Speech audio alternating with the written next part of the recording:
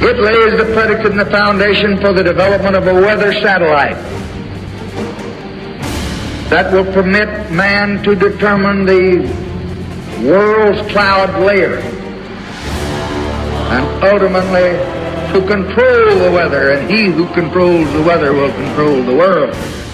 U.S. Northeast faces, quote, dramatic flash freeze in wake of soaking winter storm. Much of that moisture straight out of the Gulf of Mexico, by the way. With that in mind, does that AccuWeather.com headline make any sense? It does if you consider climate engineering and patented processes of chemical ice nucleation cloud seeding operations. The highly sensationalized, quote, flash freeze event in the U.S. is scheduled to be followed by a profound warm-up across the whole of the U.S., especially in the exact regions that are slated to be flash frozen for Christmas. Last week, Denver airport temperatures collapsed by 75 degrees in 18 hours, from 51 degrees above zero to 24 below zero. Temperatures in Wyoming free fell by 51 degrees in 2 hours. Yes, 2 hours, from 42 above to 9 degrees below zero. On Friday, it was raining in parts of Canada, while there was a hard flash freeze warning on the Texas-Mexico Gulf Coast. Does any of this sound in any way natural to anyone? No, it's not natural. It's not nature. Engineered from beginning to end, serving many agendas of the global controllers and the climate engineers. And for those that immediately say it's all happened before, perhaps you should consider that global climate engineering operations, including chemical ice nucleation, cloud seeding operations, patented processes, have been deployed for at least 75 years and have been steadily ramped up all along the way.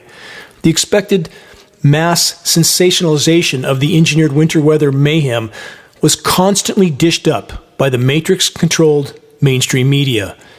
The current scheduled temperatures put out by the National Oceanic and Atmospheric Administration for the U.S. from coast to coast, moving into the first of the year, is for a profound warm-up to occur, especially in the eastern half of the U.S. Will this extreme weather whiplash warm-up actually be allowed by the power structure? We'll soon enough find out. Check the post of this broadcast on the homepage of geoengineeringwatch.org to see the National Oceanic and Atmospheric Administration scheduled temperature maps for yourself. Maps, by the way, that are ultimately produced from private defense contractors, Raytheon and Lockheed Martin, contractors that are neck deep in the climate engineering operations that have to pass down the scheduled weather maps so that the narrative matches. These maps, again, posted on the homepage of geoengineeringwatch.org under the post for this week's broadcast. The maps are absolutely shocking. When you see them, you'll understand. Much of the western U.S. has been under consistent aerosolized cloud cover, often rainless and featureless skies, dirty white or dirty gray. The surface temperatures are kept cool. The cool surface air created by chemical ice nucleation cloud seeding operations can linger even after the skies clear, especially if chemically nucleated frozen material is present, aka toxic so-called snow. Cold air is heavy, it's dense, sits on the surface until solar thermal energy begins to change the conditions again. But all this that I've just described, all in the category of our climate-engineered worlds. Welcome to the asylum. Stay tuned for more on the engineered winter weather mayhem. What else are the global controllers up to, besides derailing the global climate system to suit their agendas and objectives? Davos 2023, occurring next month in January, will feature BlackRock and TikTok CEOs, with the World Economic Forum demanding more censorship and tyranny. From the Dossier.com, the World Economic Forum is a fanatical political organization masquerading as a neutral entity with specific policy goals that involve centralizing power into the hands of hand-picked global elites, which are, for the record, preparing as fast as they can for the unfolding and accelerating biosphere collapse, which their global climate intervention operations are further fueling. The global elites are actually acutely aware of the fact that the planet's waning resources and failing life support systems can no longer support the weight of the human race.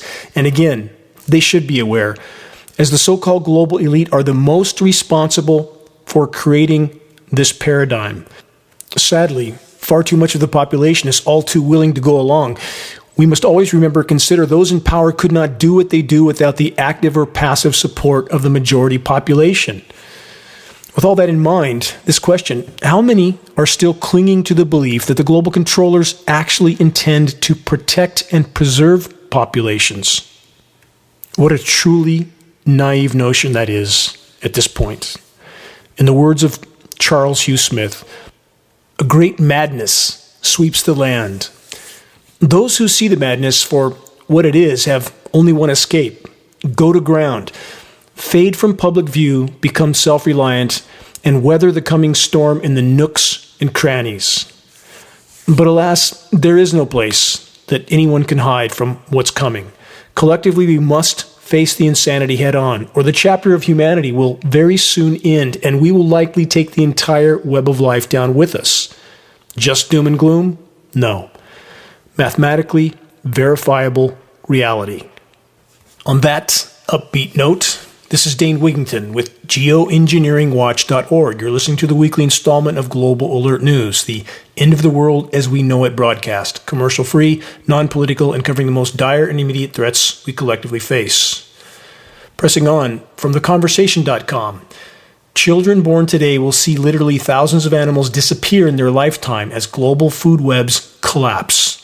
From that report, to date, science has vastly underestimated the true toll of climate change, i.e. climate collapse, abrupt climate collapse, habitat destruction, and what effect this will have on biodiversity.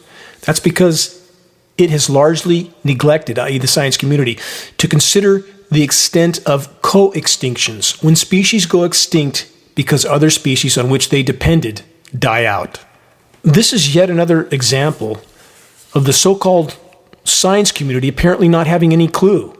The same science community that remains in criminal denial of the climate engineering atrocities so very visible in our skies. For so many years, Geoengineeringwatch.org has tried to sound the alarm on cascading collapse and co-extinction scenarios that have long since been unfolding and accelerating.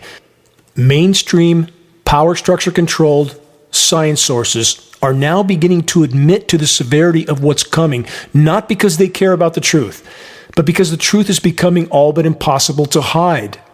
Not surprisingly, the report from theconversation.com finishes with this statement of Pollyanna delusion. Quote, "But if we manage to dramatically reduce carbon emissions globally, we could save thousands of species from local extinction this century alone." End quote. The report, of course, doesn't mention the single most destructive human activity of all, climate engineering operations. And about saving anything by the end of the century, good luck with that. If the human race remains on the current course, we'll be lucky if any animals or humans makes the end of the decade, this decade.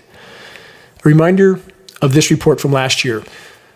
Worried about Earth's future, question mark? Well, the outlook is worse than even scientists can grasp. From that report, the damage threatens the survival of all species, including our own. The study was authored by 17 leading scientists, including those from Flinders University, Stanford, the University of California, Los Angeles, and others. Our message, they say, might not be popular, and indeed it is frightening, but the scientists must be candid and accurate if humanity is to understand the enormity of the challenges we face. How many scientists are being honest about anything at this point, in any arena? The entire science community in so many fields has been completely hijacked by the matrix, by the money printers that have permeated throughout so-called civilized society like a metastasized cancer, a malignant cancer. Let's cover a few more recent reports from the so-called scientists that seem to make it up as they go. Let's start with this from multiple sources. Mega drought on Earth affected gravity waves at the edge of space. That's from space.com. That report, an intense drought that has persisted on Earth for over 2 decades is now thought to have affected gravity waves where our planet's atmosphere meets outer space. How did they come to this conclusion? Because they saw the two phenomenon happening at the same time. No other corroborating research data besides that. Is that the basis for such a scientific conclusion? Are the gravity waves, in fact, natural at all? When we know that we have facilities like ionosphere heaters, like the HARP facility in Alaska, which there are many, and this is a weapon of mass destruction, make no mistake about that, that can heat the upper layers of the atmosphere to astoundingly high temperatures with catastrophic long-term consequences. And we know that these weapons are completely capable of manipulating weather patterns on a global scale. And none of that admitted by these so-called scientists or any other scientists in the climate science community. And they yet try to grasp at straws to confuse and baffle populations as to what's really going on.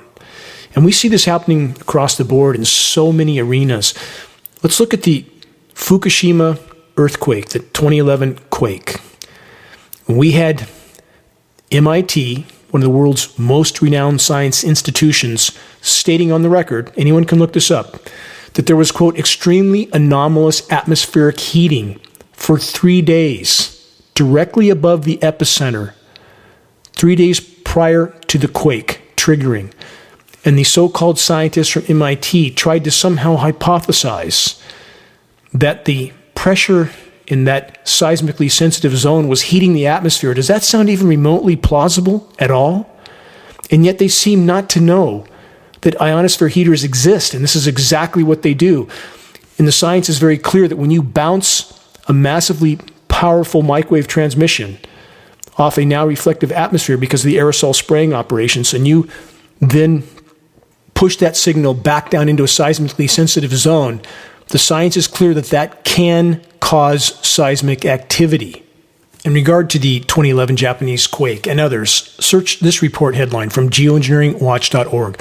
Are microwave transmission weapons of mass destruction being used to trigger catastrophic earthquakes? Look at the data. Decide for yourself. We know for certain that even fracking wells cause quakes. Is it rational to deny that an ionosphere heater weapon of mass destruction like HARP can't? Do technologies exist that few are willing to even contemplate or consider? Review the report I just mentioned again. Decide for yourself. This isn't science fiction. It's science fact. We had an earthquake here in my location.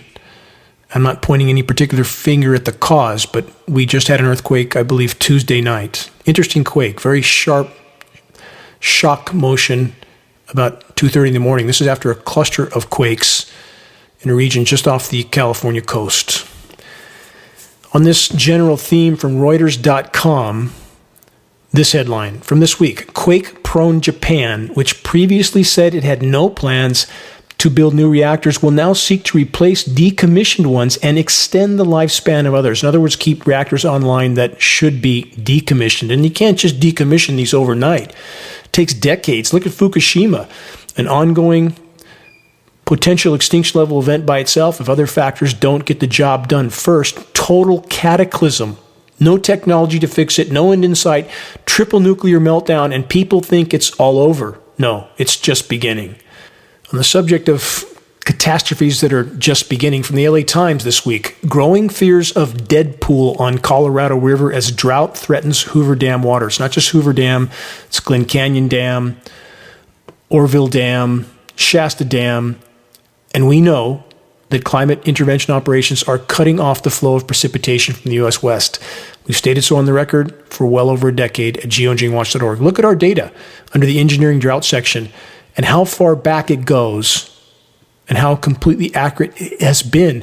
Not because we're looking at a crystal ball, but because we're looking at data and we're willing to disclose that data. With these operations continuing, it couldn't not happen. It had to happen, and it will continue to happen as long as climate intervention operations are allowed to continue. Another headline this week from MSN and Popular Science: Alaska's Arctic waterways are turning orange. That doesn't sound good, does it? From the report, dozens of once crystal clear streams and rivers in Arctic Alaska are now running bright orange and cloudy, and in some cases they may be becoming more acidic. This otherwise undeveloped landscape now looks as if an industrial mine has been in operation for decades, and scientists want to know why. And forgive this momentary rant, but why is it that the so-called climate scientists never seem to have any definitive answer, or scientists in general in the fields of biology, forestry, they never seem to have any definitive answer on the most dire factors we face? Starting with their eyes wide shut on the willful blindness regarding the shockingly obvious climate engineering atrocities in our skies. They're paid not to know. They're paid to be blind. They're paid to deny. I ask this, where is honor? Where is virtue? Where is morality? And far too much of the population, again, is all too happy to be lied to about any and every existential threat. Ignorance may feel like bliss for the moment, but it's about to be shattered from so many directions. Here's another headline worth noting from this week. Mass of microplastics raining on Auckland, that's in New Zealand, weighs as much as 3 million plastic bottles yearly, study finds. This report is from ecowatch.com. What's happening in Auckland, what's raining down through the air column there, is only a snapshot of the world. Plastic nanoparticles in the atmosphere are now ubiquitous all over the world. And yes, plastic waste decomposition is certainly a part of the problem. But are there other primary sources, already mentioned, that no official source is willing to disclose for obvious reasons? For the record, polymer fibers are named in climate intervention patents. With that in mind, more puzzle pieces, you can decide where they fit. Here's a recent headline from Fox News. Scientists discover microplastics in human blood for the first time. Here's a parallel headline from the UK Guardian. Microplastics found deep in lungs of living people for first time. These are just two example reports. There are many more. Moving on, with crops crashing around the world, along with livestock and wildlife, what's going to be on the menu from here on out? From CNN this week, lab-grown meat could be served up for dinner soon. What's it taste like? Question mark. From that report, we know how to grow cells. We know how to turn them into components of meat. This is a statement from Elliot Schwartz, lead scientist for cultivated meat at the Good Food Institute. Does all that sound very appetizing? Not so much, not to me. But perhaps the Petri dish Frankenmeat is super healthy. Again, not so much.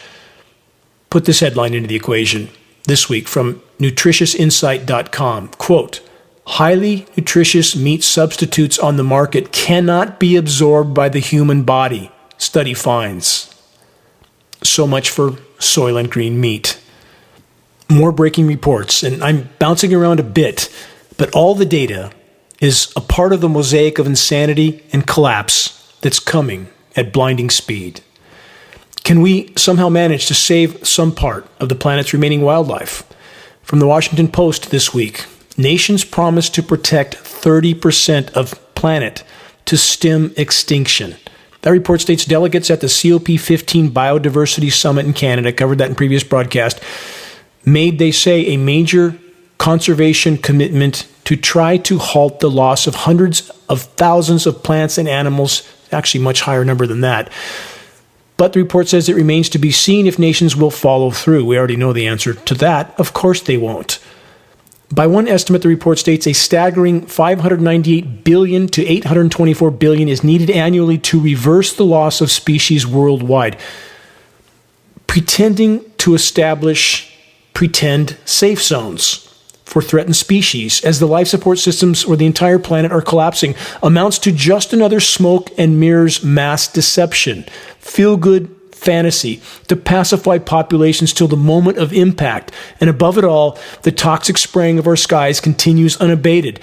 When a single species completely dominates and exploits all others to the point of mass extinction, the story can only end badly. And we know which species that is, don't we?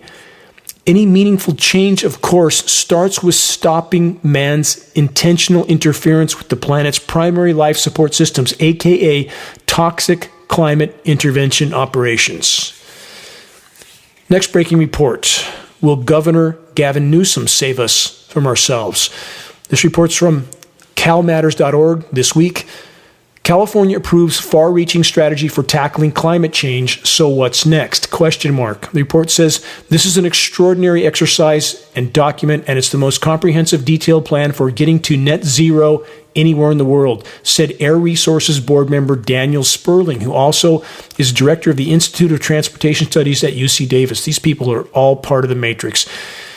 It goes on to say, to meet the plan's targets, state officials project California over the next 20 years will need about 30 times more electric vehicles, 6 times more household electric appliances to replace gas appliances, and 4 times more wind and solar generation capacity.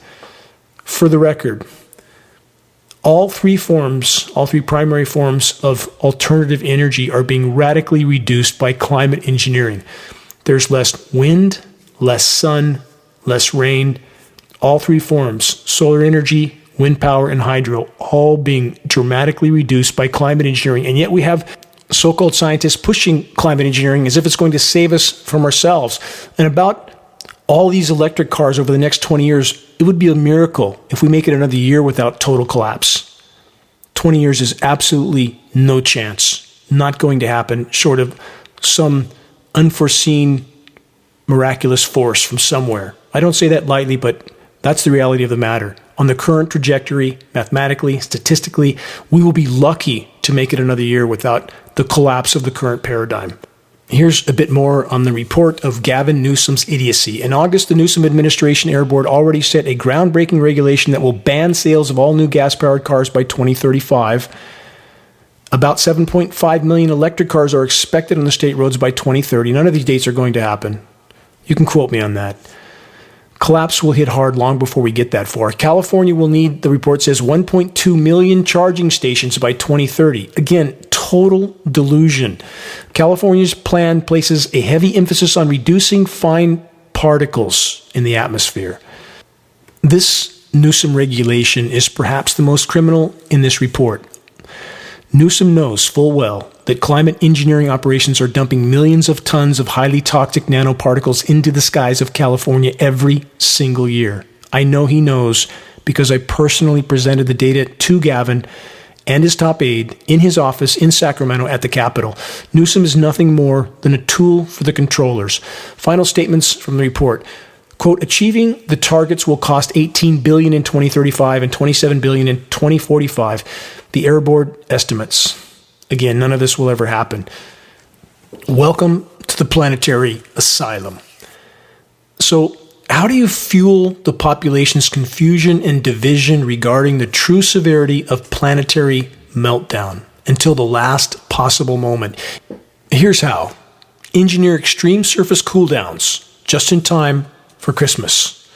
In my previous 2 weekly broadcasts, I said this was coming. It's here now. The hampered holiday travel will ensure the population remembers the event with the help of many sensationalized headlines. Let's consider a few from this week, starting with Winter Storm Elliot. Major Winter Storm Elliot is about to unleash intense blizzard. From Severe Weather Europe, millions across North America will face deep freeze. Global power brokers and the carbon fuel industry are the benefactors of such sensationalized headlines. Headlines that help to blind populations to the oncoming train of abrupt climate collapse, which is indeed what we face. And they won't see it coming till the moment of impact. Business as usual in the meantime. Loot, plunder, pillage, and pollute till the brutal, bitter end. There's more. More headlines from last week. Santa may need a heavier coat as Christmas temperatures challenge long-standing records.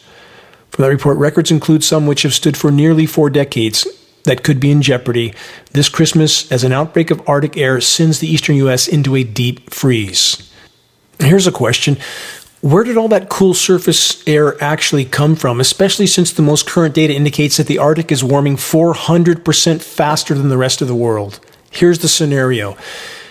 The high-pressure dome that has again been installed over the U.S. West, which spins clockwise in the northern hemisphere, spinning the Pacific moisture literally straight north off the coast of North America, bypassing California, straight up into Alaska, where they've had a record wet November. This moisture is chemically nucleated as it rotates clockwise around this northern hemisphere high-pressure dome. They rotate upper-level winds clockwise, spinning the moisture back down toward the interior of the U.S., being chemically nucleated the whole way, and thus you have your, quote, Arctic air. Even though the polar regions are warming faster than any other part of the world. Every single engineered winter weather event is used to completely skew temperature statistics, masking the true severity of warming that's actually occurring. The combined land and sea warming rate currently stands at the thermal energy equivalent of 7 Hiroshima bombs per second. The oceans have previously been absorbing the vast majority of that heat, but that's not going to continue for much longer. And about the statements of data I just made and the rate of heating, please look up and investigate everything I say. I'm not asking anybody to believe me, but I am asking for honest investigation. But this heating that's melting down the cryosphere, the ice deposits of the Earth, again, is masked by the climate engineers by chemical ice nucleation cloud seeding operations. It's masking the threat for the moment. The scheduled weather is also calling for a, quote, flash freeze event. This is a massive red flag harbinger of chemical ice nucleating elements. An event that should really make an impression on the masses. From the Weather Channel, this Winter Storm Elliot could produce a, quote, flash freeze. Here's another sensationalized report from AccuWeather. Northeast faces dramatic, quote, flash freeze in wake of soaking winter storm. They're all reading from the same script, passed through all the so-called weather forecasting channels and entities by private defense contractors Raytheon and Lockheed Martin, who are both also primary climate engineering patent holders. They're both neck deep in climate intervention operations, including frequency transmission installations like HARP in Alaska. The proverbial foxes running the henhouse, running the climate engineering matrix from top to bottom. Thus, they also control the narrative so that the puzzle pieces fit together, so that the narrative matches for the population. The AccuWeather flash freeze warning report continues. Listen carefully. There's many glaring red flags of climate intervention temperature whiplash consequences. Here it is from the report. Some places along the mid-Atlantic and southern New England coasts could even touch 60 degrees just hours ahead of a massive outbreak of frigid air. Peak gusts up to 74 to 80 miles per hour will likely occur during the storm. Flash freeze major temperature plunge to occur in wake of the storm, they say. In some cases, a temperature drop of 50 degrees can occur in a matter of several hours. For the record, the greatest former temperature dip in 24 hours in these regions is 48 degrees. They then continue with this. Roads may become icy in a matter of minutes. Is that common? How many have seen that? This is chemical ice nucleating elements hitting the surface before they set up. If you don't know anything about chemical ice nucleating, it is a fascinating science. Patents to back it all up. Please search the Engineering Winter section on the homepage of geoengineeringwatch.org. You will be profoundly amazed at the technology that exists that the vast majority have absolutely no clue about. The report continues, the frigid weather will make it dangerous to be outdoors. Some individuals could be at risk for respiratory and cardiac problems. That's interesting, isn't it? Snowstorm asthma and snowstorm heart attacks? The AccuWeather report continues with this. The weather is likely to flip dramatically once again around the start of the new year. This is according to AccuWeather's team of long-range forecasters. Again, this is the scheduled weather script readers. They say temperatures will rebound back to the 60s. From the 60s to deep freeze and right back to the 60s. Does that sound normal to you? Here's a few more examples of the highly sensationalized headlines mainstream media is trumpeting. The kind of headlines that the climate engineers, the controllers, and the carbon fuel industry love to have pushed on populations. From CNN, Arctic blast this week brings the coldest Christmas in nearly 40 years for millions between the 60-degree temperatures.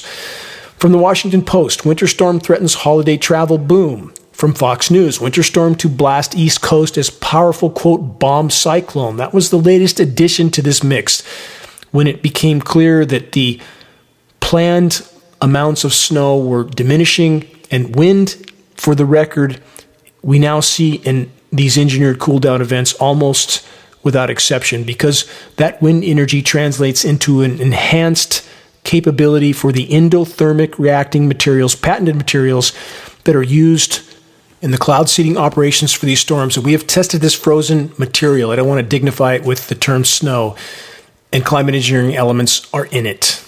Another headline from CNN. Airlines issue travel waivers ahead of winter, quote, bomb cyclone. From the UK Guardian, bomb cyclone storm could bring deadly winter to US. From BBC, how to stay safe in a US winter weather bomb cyclone. From Axios.com, life-threatening cold bomb cyclone blizzard to sweep the US this week. On and on and on it goes. As the dust settles on the engineered winter weather mayhem, heading toward the new year, temperatures are scheduled to rebound radically. Welcome to the world of climate engineering weather whack-a-mole. The record-warm Gulf of Mexico waters have been used for constant moisture feeds for the eastern U.S. climate engineering operations, though not a single hurricane was allowed to spin up anywhere near the oil-pumping regions of the Gulf during the entire hurricane season, in spite of previous predictions to the contrary.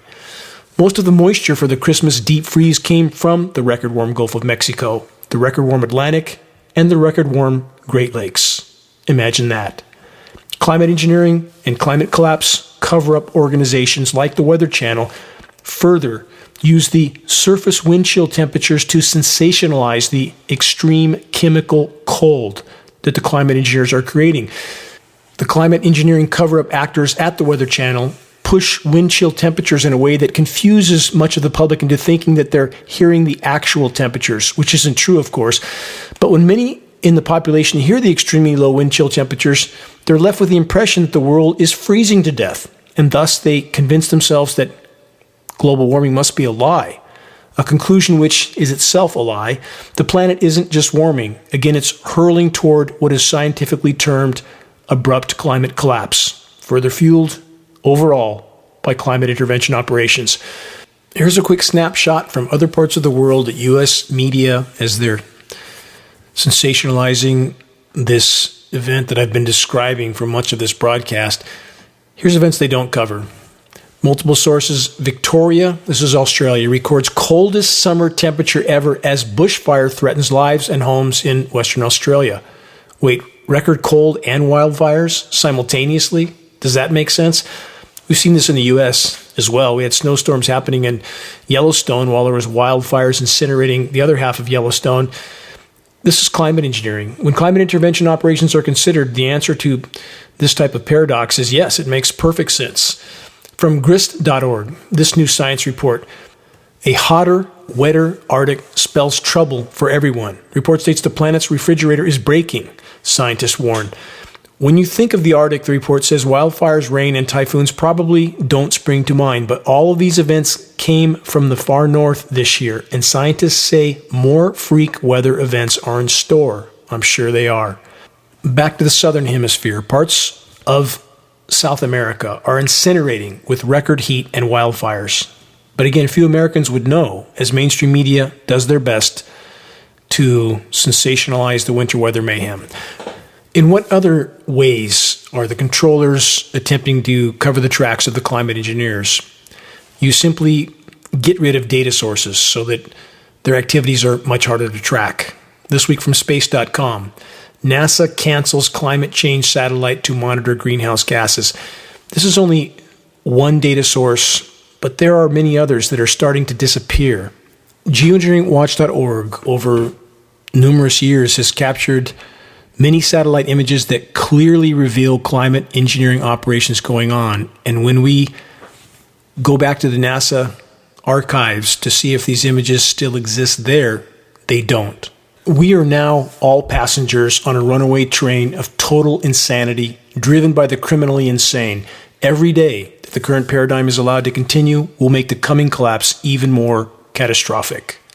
You're listening to the weekly installment of Global Alert News, the Bad News Broadcast, installment number 385. This is Dane Wigington, your host. Global Alert News is brought to you by Geoengineeringwatch.org, the largest and most visited website in the world on the subject of climate intervention operations known as geoengineering. The commercial-free, non-political Global Alert News Hour is now broadcast on AM and FM stations in Florida, Texas, Columbus, Ohio, 2 stations in San Francisco, Sacramento, San Diego, 2 Colorado stations, including Denver and Portland, Phoenix, Pittsburgh, Santa Cruz, San Bernardino, Washington State, Alabama, New York, 2 stations in the far north of California, and also North and South Carolina. Geoengineering Watch wishes to express our deepest gratitude to those that have helped us to expand our reach and our voice in this desperate last-hour effort to pull back the curtain of insanity, to sound the alarm. On that note, if you're on our email list, please put us on your email contact book so that our mailouts don't go to the spam file. Please help us to share the groundbreaking documentary, The Dimming, which fully exposes the climate engineering atrocities. The best way to share it is by circulating the direct link to The Dimming by email directly from the homepage of geoengineeringwatch.org. Sharing directly helps us to overcome social media censorship.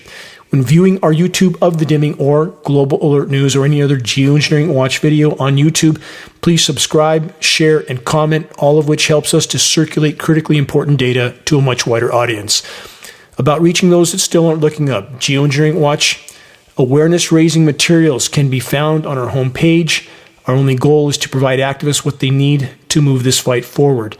There's very high-quality printed materials and just added climate engineering conversation starters, geoengineeringwatch.org shirts and hoodies with very high-quality 4-color images on both sides, scannable business cards, bumper stickers, all effective tools to strike up a conversation on the climate engineering issue. Waking the masses to the climate engineering onslaught is absolutely the great imperative of our time. If we can expose it, we can stop it from the inside out. If you want to share a picture with a Geoengineering Watch shirt or hoodie, perhaps at a gym, farmer's market, or busy street downtown, please send your photo to us so we can post it as part of our activist compilation, which is part of our materials page. The images encourage others to make their voices heard in this all-important battle to sound the alarm. Moving on. Last week, I made mention of the fact that the very premise for solar radiation management operations is being blown to bits.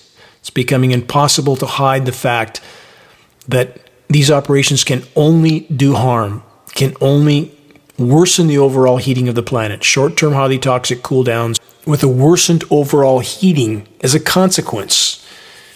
For newer listeners to this broadcast, the very premise for solar radiation management, stratospheric aerosol injection, i.e. climate engineering as global warming mitigation, is to fill the skies with jet-sprayed particles to block some of the sun's incoming thermal energy without considering, again, the consequences, destroying the hydrological cycle, decimating the ozone layer, trapping more heat than you deflect. The list goes on and on. There are scientists and sources that are covertly trying to sell climate engineering by claiming that the toxic atmospheric particles are keeping us cooler by creating what has been termed the aerosol masking effect. As I cover the following headlines, keep in mind that what we see being emitted from jet aircraft in our skies isn't condensation, it's sprayed particulate dispersions. Please don't believe me. View the groundbreaking documentary, The Dimming, on the homepage of geoengineeringwatch.org. Decide for yourself. So about the headlines, covered this one last week. Airlines are finally admitting contrails, again, sprayed particulate dispersion, are an environmental problem. That's truly a gross understatement, but let's dive into this report and dissect it. The report states contrails, those lines of wispy white clouds that follow some jets, may not be so harmless. Airlines and scientists are coming to a consensus that the water vapor trails, again, which they are absolutely not. Please check our data, check our lab tests, check our government documents, check the patents list. This is the absurd, complete omission of any reality from the so-called climate science community. They say the vapor trails created by airlines at high altitudes may play a big role in global warming. That's because those contrails, short for condensation trails, again, which they are not, create clouds that trap heat in the atmosphere at the critical altitude where airlines fly. In fact, they say contrail clouds may be a more significant factor in global warming than even carbon dioxide or other fuel emissions, according to a new European study measuring more than a decade of airline flights. It's part of an emerging field of study in climate science called effective radiative forcing, which measures the total warming effect instead of the older standard of totaling CO2. They falsify data across the board all the time, from temperatures to atmospheric greenhouse gas concentrations to the total omission of the climate engineering fallout. They don't test for any of the elements, though they're highly toxic in climate engineering dispersions. They don't test for the size of particles in climate engineering dispersions, which are the most toxic of all because they're so small. They enter straight through the nasal passages, go straight into the bloodstream. Aluminum, barium, strontium, manganese, polymer fibers, graphene. This is a truly lethal mix. All of it going under the radar because the entire matrix is designed not to show this, but now it's starting to boil to the surface. The report then states now airlines, including Fort Worth-based American and Dallas-based Southwest, are trying to figure out which of these contrails are most harmful to the environment and what, if anything, can be done about it while flying commercial jets full of passengers. When we have film footage, and we do at geoengineeringwatch.org, of these aircraft at altitude, nozzles visible, turning on and off, anybody that can walk and chew gum should be able to figure out what this is. And we live in a completely bought and paid for, distruthful, disinformation, so-called science community. Air travel, they say, has almost a double-size impact on global warming than what we thought. Gee, we didn't know. They say, we knew at geoengineeringwatch.org. How can these people not know? They do know. And now they're starting to have to admit it, said Andrew Chin, an aviation specialist with a clean energy nonprofit, the Rocky Mountain Institute. The most interesting dynamic, he says, is that the airlines are not shying away from, quote, contrails. Carriers, including American and Southwest, are teaming up with a group of other aviation companies and the Rocky Mountain Institute. Perhaps these people should all get an email of the dimming. What do you think about that?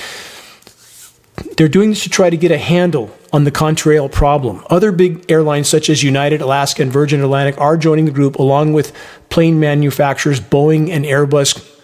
Google Research is also part of the effort. That may not help since Google completely vaporized geoengineeringwatch.org from a search of the geoengineering term about 2 years ago. Vaporized us. It continues. It comes after Atlanta-based Delta Airlines announced a partnership in October with the Massachusetts Institute of Technology to get a handle on the worst contrails for global warming. The plan with MIT and the Rocky Mountain Institute project is to study which flights create the worst contrails, the ones that spray the most. Clear answer for that one. Continuing, the airline industry has set ambitious environmental targets in recent years, even after admitting that much of the technology to hit those goals doesn't exist yet. American Airlines and Southwest Airlines set a 2050 date to cut their emissions footprint entirely. No need to worry about any of those dates. And yes, you can quote me on that. We will never, ever get anywhere near that far. Total collapse is on the doorstep. To date, the report says most of the emissions reductions that the airlines have been able to achieve have been through using a more fuel-efficient engine, high bypass turbofan jet engine. A jet-powered fan, 90% of the air that moves through that engine is not combusted. That engine is nearly incapable of producing any condensation trail except under rare and extreme circumstances. The report says about the fuel-efficient engines, while they are waiting for sustainable aviation fuel industry using recycled oils and conducting research on electric engines. Really? We're going to have a rechargeable jet aircraft, or we're going to fuel it up with used French fry oil? Do people buy this kind of delusion? Apparently some do. Moving on with this report on, quote, contrails, aka climate engineering sprayed particulate dispersions. The report states whether or not a plane makes contrails depends on a variety of factors, including temperature, altitude, and humidity. About this statement, again, geoengineeringwatch.org has numerous film footage captures of jet aircraft, military, and commercial carriers, nozzles visible, turning on and off. End of discussion. Please view the dimming documentary. Decide for yourself. Yet the entire so-called climate science community continues to make it up as they go, pushing the condensation trail lie. Next, from this report, the worst contrails happen at night when the Earth is naturally cooling without sunlight, but man-made clouds at the critical altitude can block heat from escaping. Of course, they do block heat. They trap more heat than they deflect. On that theme, this from the report. Even, quote, contrails during the day are bad, though clouds may be acting to block some sunlight from reaching the surface, researchers said. Blocking some heat from incoming, blocking more heat from outgoing. Translation, harming overall. The jet-sprayed particulate trails are, again, trapping more heat than they deflect. Exactly what Geoengineering Watch has stated on the record for a decade and a half, and yet we have so-called scientists pushing the aerosol masking effect, i.e. the filth in our skies, as saving us from ourselves. Could not be further from the truth. This entire report is just another climate engineering cover-up. The damage being done by climate intervention operations is mounting at blinding speed. The condensation trail narrative is breaking down. Man's intentional and nefarious interference in the planet's climate and life support systems is a death sentence. Again, in the words of Charles Hugh Smith, a great madness sweeps the land. There seems to be no limits on extremes in greed, credulity, convictions, inequality, bombast, recklessness, fraud, corruption, arrogance, hubris, pride, overreach, self-righteousness, confidence in the rightness of one's opinions. Extremes only become more extreme even as the folly of previous extremes wearies rationality. Imaginary sins are conjured out of thin air to convict the innocent, while those guilty of the most egregious fraud and corruption are lauded as saviors. The national mood is aggravated and bitter. The luxuries of self-righteousness, indignation, entitlement, resentment have impoverished the national spirit. Bankrupted by these excesses, what little treasure remains is squandered on plots of petty revenge. Blindness to the late hour is cheered as optimism. Confidence in the false gods of technology is sanctified, while doubters of the technocratic theocracy are crucified as irredeemable infidels. Witch hunts and show trials are the order of the day, as those who can't stomach the party line are obsessively purged. Healthy skepticism is condemned as a mortal sin by brittle true believers who secretly fear the failure of their cult. Mired in a putrid sewer of suspected subversion and disloyalty to the one true cause, heretics are everywhere to those caught up in the mass hysteria. In this choking atmosphere of toxic hubris, self-righteousness, indignation, entitlement, and resentment, humility is for losers. Prudence is for losers. Caution is for losers. Skeptical inquiry for losers. Completely untethered from cause and effect, those confident in the inevitability of a glorious future, of unlimited expansion on a finite planet with finite resources, cling to past glory as proof for future glory, even as their hubris leads to a treacherous path of decay and decline. As they stumble into the abyss, their final cries are of surprise that confidence and arrogance is not enough to alter reality. For those that clearly see the oncoming train of total collapse, for those that recognize the origins of the insanity that surrounds us and are willing to summon the courage to stand against it, our time is now. It's an honor and a privilege to march with you in this all-important battle. All that we hold dear is in the balance, including the entire web of life, every single thread of that web, every tree, every bird, every bat, bear, bee, every remaining whale, dolphins, seals, fish, every living thing. They have no voice except for us. My heart bleeds when I consider the fate that they face, along with our own. So many in the ranks of the human race are hell-bent on keeping the carbon fuel carnival going until there's nothing left, while simultaneously turning two blind eyes to the climate engineering atrocities in our skies. All the while, what is left of nature is being hacked to oblivion. My deep angst and alarm toward those that care not for nature, for the natural world on which our lives completely depend, has been formed and fueled by events throughout my life. One such event occurred almost 3 decades past. I had been floating for hours in my camouflage wetsuit on the surface of a massive kelp forest in a remote location along the shores of Santa Catalina Island. I was silently viewing the miraculous display of life below me through my diving mask, breathing slowly and steadily through my snorkel, being careful not to disturb the inhabitants of the kelp forest. The seas were calm. The water was unusually clear.